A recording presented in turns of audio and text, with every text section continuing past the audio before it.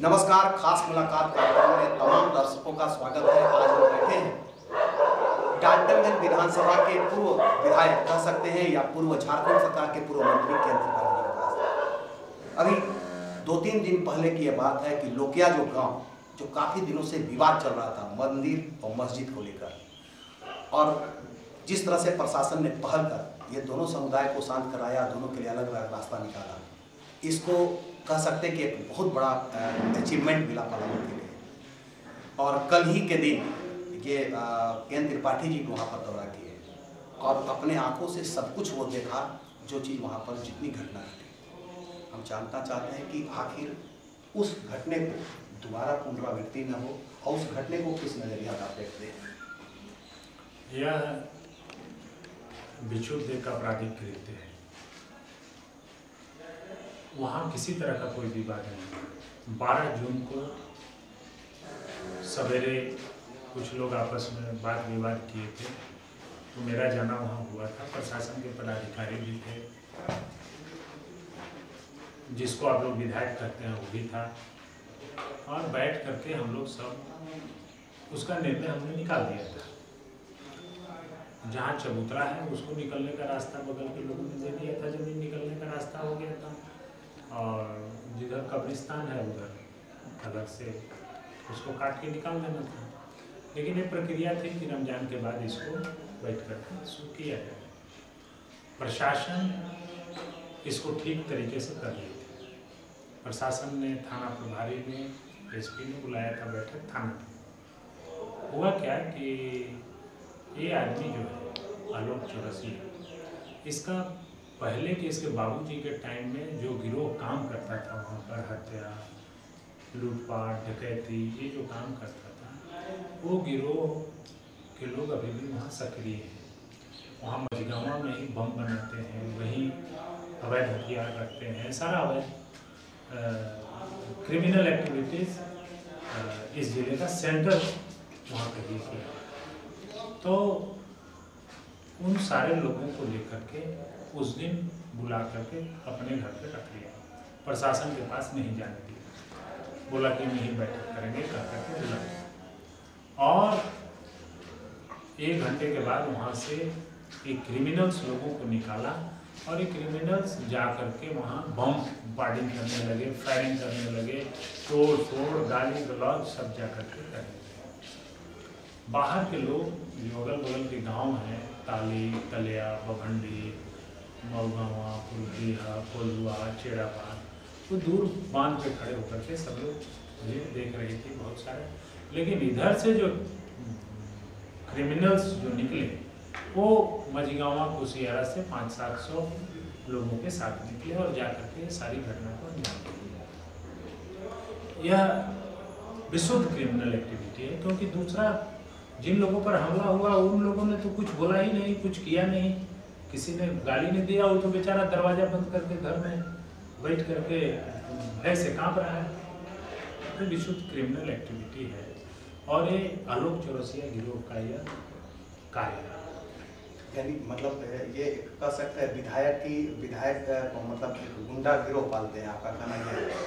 नहीं, विधायक तो मैं नहीं मानता हूँ, क्योंकि वह गैर कानूनी तरीके से इस पद पर बैठा हुआ है। 21 तारीख उसकी गवाही है, इसके बाद कोर्ट का जजमेंट आ जाएगा, तो दूध का दूध पानी का पानी हो जाएगा। ये बहुत पहले हो जाना चाहिए था, लेकिन हमारे यहाँ जुडिशियल प्रोसेस में जो लंबा खींचने का है उस पर लोग फ़ायदा उठा लेते हैं, तो उसी के फायदे में है। But he is not actual elected MLA, he has forced to be MLA, and a part to this he has bogus the vote to be an MLA. ये ओरिजिनल वोट से एमएलए नहीं है और ओरिजिनल डॉक्यूमेंट से नहीं है, yes with the forced documents, दोनों तरीके से he is not elected MLA. तो इसलिए मैं नहीं मानता हूँ। अब लीगली सर्टिफिकेट मिल गया है तो लोग मानते हैं तो माने, but the time now within a month और 2 when you will be removed from this post, then people will come to know कि he was forced MLA and he will not be even an ex-MLA। तो ये जो गिरोह है आलोक चौरसिया का जो गिरोह है, इस गिरोह वहाँ इस तरह का वारदात करते रहता है। मार काट हत्या, और उसके लिए पैसा लेते रहता है और उसी से उस गिरोह का कारोबार चलता है। उस गिरोह का इस्तेमाल करके इसने वहाँ रंग देने का कोशिश किया। जो बात आप कह रहे हैं वो कोशिश किया, लेकिन हुआ नहीं। क्योंकि क्रिमिनल एक्टिविटीज में, मैं यहाँ बैठा हूँ, कोई अपराधी आया और गोली बम चला के चला गया और हम बैठे रह गए, तो ये अपराधी तो it will not have any caste colour और एनी अदर कलर, ये विशुद्ध क्रिमिनल एक्टिविटी है, जो भी आएगा वो बुक्ड होगा। तो ये क्रिमिनल एक्टिविटी में पुलिस प्रशासन को इसके सारे गिरोह को उठा के बंद करना चाहिए। ये कुर्ता पैजामा पहन के गिरोह के लोग घूमते रहता है कचहरी पर, ऐसे ऐसे मैं नेता हो गया, मैं नेता हो गया। अरे नेता होने के लिए you have to have the vision, आपको काम करने की कैपेसिटी चाहिए, काम करने का इच्छा चाहिए। नेता कुर्ता पैजामा पहन के आपराधिक कार्य कर लेने से नेता नहीं होता है। क्या लगता है इसमें जो घटना घटी, ये पलामू जिले के लिए कितना शर्मनाक बात है? इसको पलामू जिले के नहीं, पूरे राज्य के लिए। और इसमें रघुवर दास की सरकार का निश्चित रूप से प्रत्यक्ष और परोक्ष समर्थन रहा है। ये जिला प्रशासन हर आधे घंटे में चीफ सेक्रेटरी, डीजीपी, मुख्यमंत्री से टच में था। इसके बाद अपराधी गिरोह निकला, हथियार के साथ निकला। स्कॉर्पियो गाड़ी से एक बोरा बम आया और बम बड़ाम फोड़ा गया, वहाँ पर सबके घरों पर मारा गया। ये आपराधिक कृत्य है और वहाँ वज्रवाहन पुलिस लगी हुई है। कहीं न कहीं सरकार का दबाव पुलिस के ऊपर था, जो सरकार इस गिरोह के माध्यम से इसको कलर देना चाहती थी, जो नहीं हो सका। यहाँ के लोगों के कहिए संवेदनशीलता और भाईचारा के चलते नहीं हो सका। क्योंकि पलामू का एक इतिहास रहा है, चाहे हिंदू हो चाहे मुस्लिम हो, सिख हो, ऐसा सभी लोग एक दूसरे के पर्व में अपना पर्व मान के खुशी मनाते हैं और सब एक दूसरे से गले मिलकर हर पर्व में शरीक होते हैं, ये बराबर रहा। क्या लगता है कि इस जो अभी लोकिया के जो घटना घटी उसमें पुलिस की क्या भूमिका रही? पुलिस तो हम लोगों का मानना है कि पुलिस जैसे जो नज़र आया सामने की, पुलिस ने काफ़ी कंट्रोल किया और काफ़ी हद तक मतलब इस घटना को अंजाम देने में सक्षम नहीं होने दिया। कितना मानते हैं? पुलिस निसंदेह पूरी प्रयास किया है। पुलिस की एक ही जगह विफलता झलकी कि जब आपके यहाँ लोग नहीं आए थाना में बुलाने पर और लोग मझगावा में चले गए गिरोह के घर में, और उसी के घर में बोरा का बोरा बम रखा हुआ है, वहीं से स्कॉर्पियो पर लाद करके घटनास्थल पर लाया गया, वहीं से हथियार लेकर के लोग निकले। आपको कड़ाई से ये नहीं देखना चाहिए था कि वह कौन पार्टी में शामिल हो गया है और उस पार्टी की सरकार है कि नहीं है, या उस पार्टी के सरकार के लोग आपको क्या कर रहे हैं। क्योंकि पुलिस पदाधिकारी जब शपथ लेता है तो संविधान की शपथ लेता है, किसी चोर बेईमान और नेता की शपथ नहीं लेता, किसी गिरोह की शपथ नहीं लेता। तो हालांकि पुलिस की भूमिका इस मामले में यही एक चूक को छोड़ के बाकी बड़ी सराहनीय रही है और पुलिस ने पूरा किया। लेकिन यह चूक क्यों हुई, मैं तो यहाँ नहीं था, मैं तो दिल्ली चला गया था किसी कार्य से। यदि वहाँ मैं रहता तो मैं वहाँ पहुँचता तो मुझे पूरी जानकारी हो जाती। यह चूक निसंदेह सरकार के दबाव में हुई है। सरकार इस गिरोह से वहाँ मारकाट करवाना चाहती थी, जो नहीं हुआ। वहाँ की जनता की कहिए या वहाँ के रहने वाले लोगों का कहिए भलमानस है कि नहीं हुआ। मैं इस राज्य के प्रशासनिक पदाधिकारियों को कहता हूँ कि आप अपनी छवि खराब मत कीजिए।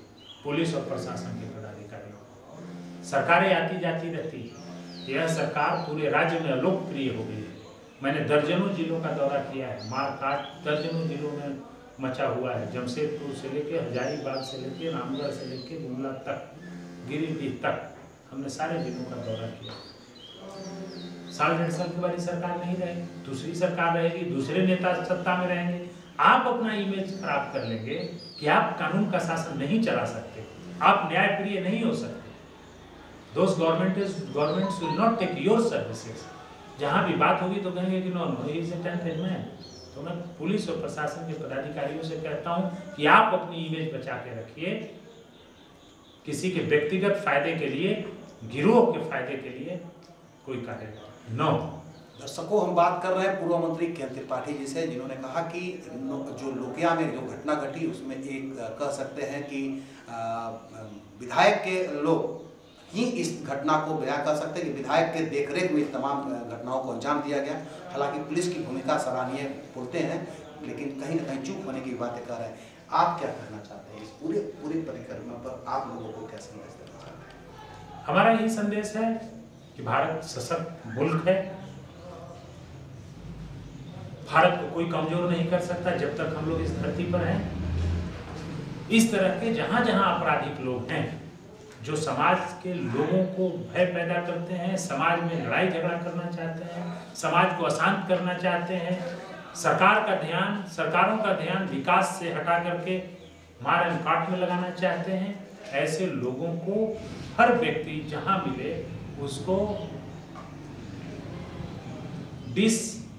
मैंने उसको क्या बोलते हैं, अंग्रेजी का एक शब्द है जो सडन मेरे शब्द मुंह में नहीं आ रहा है, वैसे लोगों को आइसोलेट कर देना चाहिए। आइसोलेट करके अलग करो, उनको कोई वेट नहीं दो समाज में जो समाज को कमजोर करना चाहता है, क्योंकि परिवार, समाज, राज्य और देश यही हमारी लड़ाई है। और एक सशक्त भारत के लिए सशक्त समाज का होना बहुत जरूरी है। इसका कारण है कि चारों तरफ भारत पर लोग ईर्ष्या की निगाह से देख रहे हैं। चीन, पाकिस्तान, उत्तर कोरिया, एक तरफ से देखिए चारों तरफ शत्रुओं से घिरा हुआ देश है। हमारा परिवार जब अंदर से कमजोर हो जाए, देश के अंदर अशांति रहेगी, देश के अंदर समाज कमजोर रहेगा, तो बाहरी ताकतें कभी भी उसका फायदा उठा सकती है। इसलिए अंदर मजबूत करना ये हमारा दायित्व है और ऐसे लोगों को एकदम आइसोलेट कर देना जरूरी है। उनको कानून के निगाहों में दंडित करना बहुत जरूरी है, चाहे वो कोई भी। मैं इसलिए नहीं कह रहा हूँ कि कोई हमारा दूसरे दल का है या कोई विरोधी है। मैंने 3 साल में इस गिरोह के बारे में नहीं बोला, इस गिरोह के सरगना के बारे में नहीं बोला। एक बार बोला था जब सलतुआ में प्रेमा देवी का रेप और मर्डर हुआ था, तब हमने वहां से पद यात्रा की थी कि इस गिरोह को पकड़ो। कुछ 2-4 सदस्य उस समय के एसपी ने पकड़ा भी था, लेकिन अभी दूसरी घटना हो गई। अब इस गिरोह में शामिल including the person who has taken the forged certificate with the forged means to be arrested. चलिए, घटना को अंजाम देने के पीछे कहीं न कहीं विधायक का हाथ है और ये तमाम जो है अपराधी गिरोह से आते हैं। अपराध में पहले से भी इनका इतिहास रहा है और यही वजह है कि अपराधी गिरोह ने इस घटना को अंजाम दिया जो समाज को कलंकित करने होते होते समाज कलंकित होते होते बच गई। ऐसे गिरोह, ऐसे ताकतों को हमेशा समाज से आइसोलेट करने की बातें कह रहे हैं पूर्व मंत्री केएन त्रिपाठी। हम फिर मिलेंगे दर्शकों किसी नए शख्स के साथ, तब तक के लिए दीजिए इजाजत। नमस्कार।